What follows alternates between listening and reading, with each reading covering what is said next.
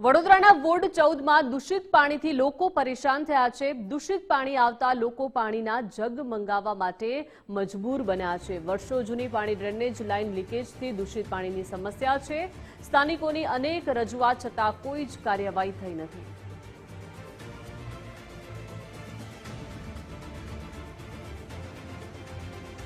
પાણી ખરાબ બહુ દૂષિત આવે છે અને પીવા લાયક નહીં આવતું ને ટાઈમે વપરાય એટલું પાણી પણ પૂરતું નથી આવતું। હવે તો ઉનાળો છે, ઉનાળામાં તો પાણી જોઈએ જ ને। આ તો કેટલા વખતથી જ છે, જેટલી વખત કઈ એટલી વખત આવીને જોઈને જાય છે, પણ કંઈ કરતા નથી કામ।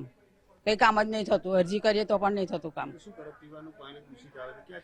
ડંકીથી ભરીએ કાં તો બહારથી જગ મંગાવીએ, બીજું તો શું કરીએ? પીવા તો જોઈએ ને, લાવવાની તકલીફ જ પડે। એ પૈસા થાય ને, વેરાના પૈસા ભરવાના, બહારથી પીવાનું પાણી લાવવાના પૈસા ભરવાના। અમારે તો આવો જોઈએ, તાત્કાલિક નિકાલ આવવો જોઈએ આનો, કારણ કે અમે બહુ હેરાન થઈ ગયા પાણીથી। તો ભાઈ 10 વર્ષથી કમ્પ્લેન થાય છે, કોઈ નિરાકરણ।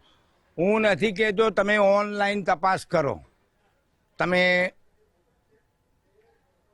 પૂર્વ કાઉન્સિલર સચિન પાટડિયાના મોબાઈલનું એ ચેક કરો, એ બધા જુઓ। મેં કેટલા ફેસબુક પર વિડીયો બી ચડાયા છે કે આ પાણી કેવું આવે છે। 10 વર્ષથી ઓનલાઈન વારંવાર કમ્પ્લેન કરી છે।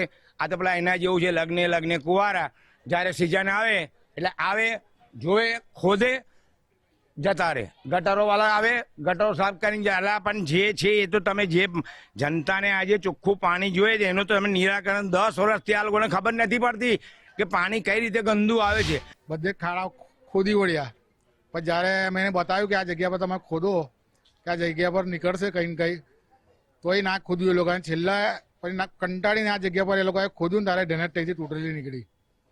એ જગ્યા પર પાણી ભેગું થતું હતું, પાઇપ તૂટી ગયા હતા 4 મારા જ ઘરના। એ પાઇપનું પાણી અંદર ગટરમાં જતું હતું। એ પછી બી લોક કર્યા પછી બી એ હજુ સમસ્યા છે જ। પાણી એકદમ સ્લો થઈ ગયું છે, 1 કલાકે પૂરું પાણી નહીં આવતું। કેટલા સમય ત્યાં ગરમીની સિઝન હોય અને ત્યાં પીવાનું ચોખ્ખું પાણી ના મળતું હોય, આપણે તો જનતા જાય ક્યાં? પીવાના પાણી તમને ગટરનું બ્લેક ઓર્ડર આપવાની પહેલાં કેટલી રજૂઆતો કરી, છતાં પણ લોકો 1-2 દિવસ પાણી આવે પછી જેવું તેવું। હવે તમે કોર્પોરેટરની જવાબદારી અમારી છે કે નાગરિકોને ચોખ્ખું પીવાનું પાણી આપવાની, એટલે અમારી જવાબદારીના ભાગરૂપે અહીંયા આવ્યા હતા અને જનતા અમને રજૂઆત કરી ભાઈ હજુ પણ આજે પણ ગંદુ પાણી આવે છે। તો અધિકારીને સ્થળ પર બોલાયા, નિરીક્ષણ કરાવ્યું ને વહેલી તકે કીધું છે કોન્ટ્રાક્ટરો અધિકારીઓના કાબૂમાં રહ્યા નથી, અધિકારીઓ સાંભળતા નથી। કોન્ટ્રાક્ટરો જેના અધિકારી માય બાપ બની ગયા છે, એટલે જ્યાં કોન્ટ્રાક્ટરની સિસ્ટમ છે ને પહેલાં તે નાબૂદ કરવી પડશે અને પાછું બીએમસીને રાજ લાવવું પડશે। ચાહે ડ્રેનેજ હોય કે આવું ગંદુ પાણી હોય, આવી બેદરકારીથી આટલા વર્ષો સુધી જે કામો આ લોકોએ કર્યા છે, મેં આના પહેલાં બી કીધું છે આ બધું સાફ કરતાં 1 વર્ષ જેવું થશે।